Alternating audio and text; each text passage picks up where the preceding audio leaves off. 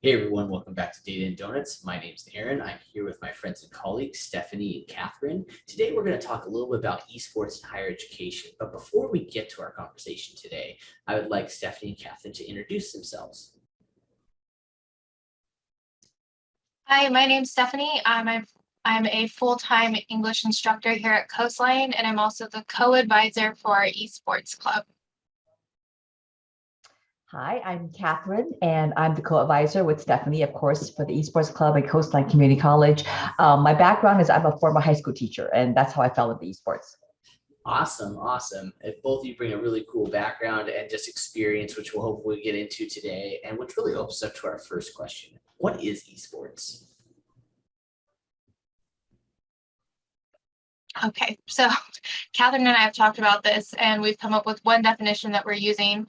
Esports is we said esports often takes the form of organized multiplayer video game competitions, particularly between professional players individually or as teams. And I mean, we could also say esports. It's just competitive gaming. It can be individual or it can be teams, but it doesn't have to be professional. We have a lot of students who consider themselves to be esports players who are definitely not at the professional level. Yes, I just want to add that there's a difference between esports and gaming, right? And I think we should clarify that because I think we get them confused a lot of times. I know that Coastline, our club is called esports, but it really should be called the gaming club because we do a lot of events that center around non-competitive play. We do a lot of things within the gaming ecosystem. You know, we do workshops on casting and streaming. So I think there's a lot more to it. And when people say that, oh, that, esports thing, I'm not really involved. And I say, well, do you play Candy Crush? And 9 out of 10 times they would say yes. I said, well, then you're part of gaming, right? Because it's a video game. Most definitely. I would probably fall within some of those groups. I'm definitely not competitive, maybe as what not to do. So now go to our second question is, how has esports been adopted in higher education? I'm gonna let Katheryn answer this question because she came up with our 3C model that we're using at Coastline.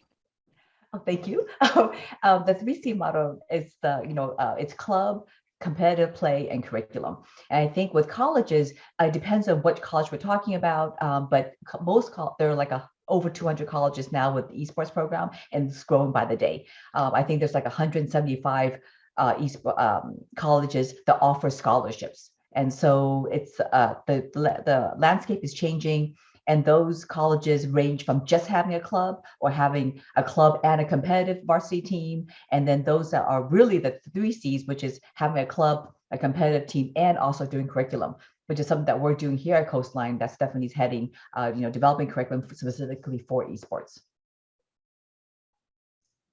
Awesome. And I think that 3C model is something that clearly could be adopted and adapted by a lot of institutions across just the nation or across the world. It's something that's really fun and really provides opportunity for everybody if you're just a simple phone gamer or you're actually into it, or if you want to actually go into the industry. So that's something that's really neat about this.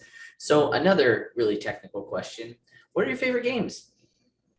Okay, I'll go first because I'm a very simple person. I play Tetris. I can play competitive Tetris probably every night. But Stephanie really truly is the esports person. That's funny. Okay, so yeah, Katheryn and I were talking about this, like what games do we really like? I'm a big fan of MOBAs, so like massive online battle arenas. I like Dota 2, that's my ride or die, and then I also like League of Legends if I'm feeling super salty. I also play, they're called MMORPGs. Oh, I forgot what that massive something online role-playing game. So like World of Warcraft. I was that person. I played World of Warcraft for days at a time. I lived off of energy drinks and had a problem. And then Witcher. Have you seen the Netflix series Witcher? Yeah. So I like playing that game. I haven't read the books yet, but yep, those are the Skyrim too. Can't forget Skyrim. That's awesome. No, it sounds like a good variety of games. I play and I practice like a trillion games with my 10-year-old son. And usually I'm not invited to play when he starts competing, just to watch. So I play very, very indirectly. So that's cool. So as we start thinking about the 3C model and some other cool things you're doing, what should colleges consider when looking to start an esports program? That's a great question. I think the first thing that they should ask themselves, what's the goal? Because a lot of colleges that I work with, right, they want to just engage the student population. So that's the whole idea. It's like, having intramural basketball. So just something for the kids to do so they can find their people, so they can find kind of really be able to buy into the community and be part of the community. But I think that if that's the goal, then it's a totally different ballgame than compared to if you want to do an esports blown up program where you now have club, and then you have a competitive team, have coaches and school administrators have to buy in and so on. But I think that Stephanie and I talk about this a lot. I think that there's an F word that we need to address in the esports program, and that's funding. I think that if we really want to, if the goal is to engage with students, is one thing. It's just having a casual club or just a bunch of kids get together on their own. But if you want to have an esports program where you go into a 3C, then of course there needs to be funding. Excellent. Anything from you, Stephanie, anything you think of? Not really. Like funding is the biggest hurdle, right? I mean, obviously buy-in from administration is a big hurdle as well, but making sure that you're able to pay the staff that's required, that you're able to have the technological resources available for the students, to give them the opportunities to get hands-on experience. Like you are saying that you have opportunities for students to practice producing or casting, you need to have the equipment for them to do that.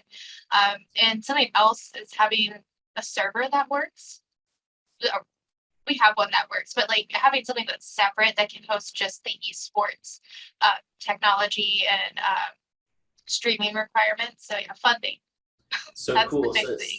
definitely. So it sounds like a lot to do with infrastructure, ongoing sustainable resources. And for other institutions looking out there, what we started to explore is what does sponsorships look like? And so that's some of the things that are being discussed with the president's cabinet level is how do you engage with sponsors, with donators, with foundations and the like to see, a lot of these great areas. So I'll give you an example. Coastline has Blizzard right behind us. Like, how do we go and engage with them to provide something for us or partner? So there's a lot of opportunities this provides. And I really think that you both hit on the gamut of things of there's different varying levels and levels of what I call maturity of esports, where, you may just have a gaming club just to really build that community of engagement and those different communities where students of diverse backgrounds can gather together, or you have the competitions. But then to make sure, like you both said, to have that infrastructure, to have that sustainable funding to, provide students the experience, not just for engagement, but also to help prepare them for maybe careers or opportunities in that area. And so now it leads to my bonus question, which is, what's your favorite donut? Okay, I have to go first. I have to say that when I heard the name of your podcast, I was all in because I personally love donuts. I mean, it's probably one of my favorite things to eat, but also my favorite donut is kind of boring. Is a glazed donut. Nothing beats a glazed donut. It's true. I was like 3 a.m. for me. Just kidding. Hey, I don't care what time it is. I'll eat it. That's right. Go ahead, Stephanie. So I'm really sad because I have a gluten allergy and I can no longer eat donuts. It's like So the bagels, saddest thing of my life. that doesn't work either. Yeah, so before I made the switch, my favorite donut was the old fashioned with the maple glaze.